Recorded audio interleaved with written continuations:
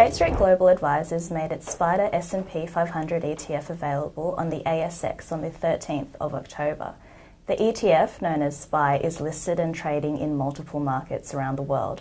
Amanda Skelly joins us today to discuss SPY in more detail and the decision behind offering the ETF to Australian investors. Welcome, Amanda. Thanks for having me, Christy.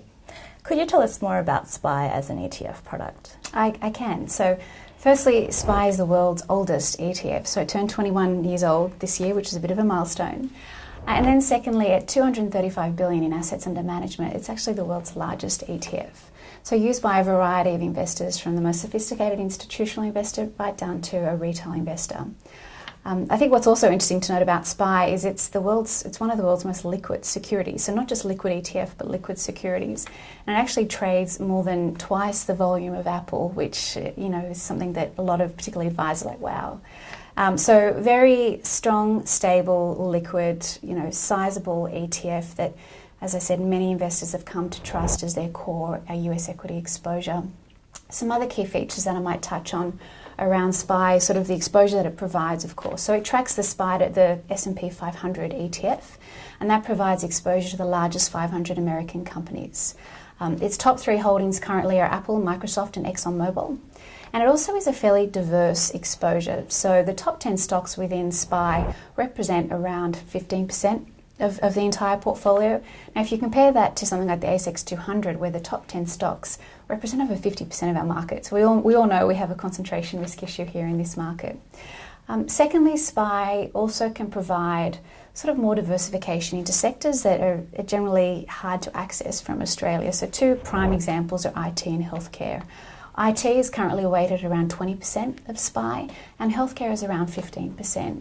So we found that that's very attractive for many advisors who are looking to really tap into some of the growth potentials of those sectors. And then lastly, it's probably worth mentioning the cost. Certainly a question we get asked a lot. The cost is 9.5 basis points, so that's the all-in management fee. So it's a very low-cost way to access S&P 500. So why did State Street decide to take it to the Australian market? Well, first and foremost, it was really because we saw a lot of investor demand for US equities. So we've seen strong interest in the area over the last 2 years, and we really don't see any signs of that slowing. Secondly, we actually believe at State Street that the US equity market continues to offer fairly significant investment opportunities for all Australians. Why is that so? I mean, really, it's been one of the standouts of the global economy's recovery. Secondly, it's an economy that's undergoing a lot of changes. So manufacturing jobs are on the rise. US is now the largest producer of oil and gas. And thirdly, there's a lot of technical innovation continuing to take place, particularly in the areas of pharmaceuticals.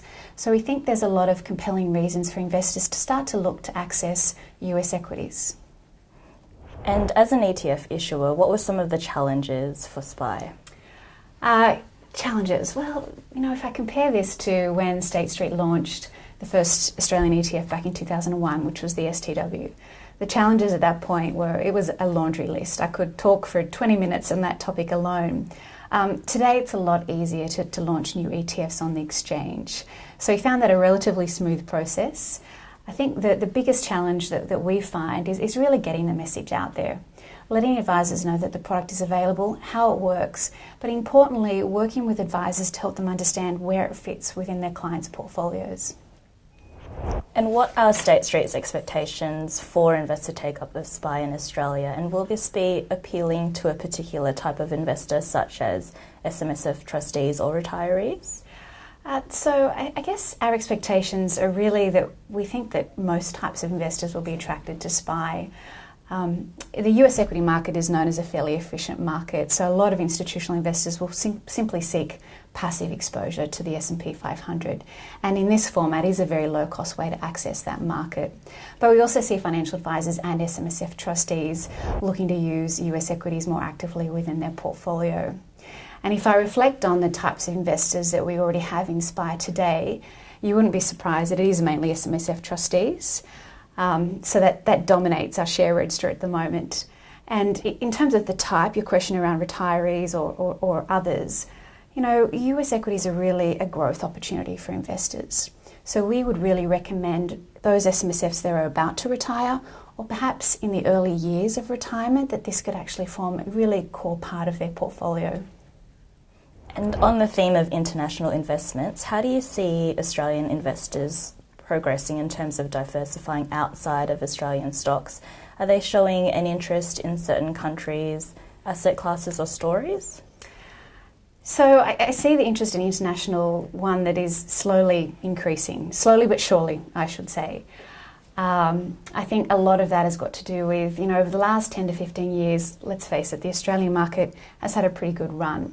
But a lot of our clients are now starting to say, is this something that can continue? Am I missing opportunities in other markets, particularly the US? So that's where we see that this product and international ETFs more broadly will take a greater role in an advisor's business. So there are clearly some actively managed international funds that a lot of advisors preferred. I could say some names and you'd be all nodding your head. But what we're finding now is advisors are looking for sort of low-cost, transparent options to access the international equity ETF market. So, if you look at most of the international equity ETFs available today on the exchange, they range in cost from, on average, 10 basis points to 50 basis points. So it certainly is a low-cost way to access overseas markets. And importantly, I talked about transparency. All ETFs have to list their holdings every day on their website. So for advisors or trustees who like to see what's going on with a portfolio, unlike a managed fund, you can actually see that with ETFs, and that's actually been a fairly appealing attribute for many. And is SPY going to be part of a broader suite of international ETFs that State Street offers? SPY is a part of a broader suite of international equity ETFs, actually. We've spent the last 18 months really building out our family of international equity ETFs there. If I reflect on what we've launched, the areas that we're seeing most of the interest are any sort of international equity ETF that offers US exposure. So be it something like SPY, for example, or something that offers a more developed, broad-based approach to international equities. We see a lot of interest there. Some new ETFs that we launched sort of about a year ago are those that really focus on income. And we've been really pleased with the take-up of those particular ETFs. We're finding that investors like the idea that you can go offshore to get growth opportunities, but also income. You don't have to sacrifice income necessarily.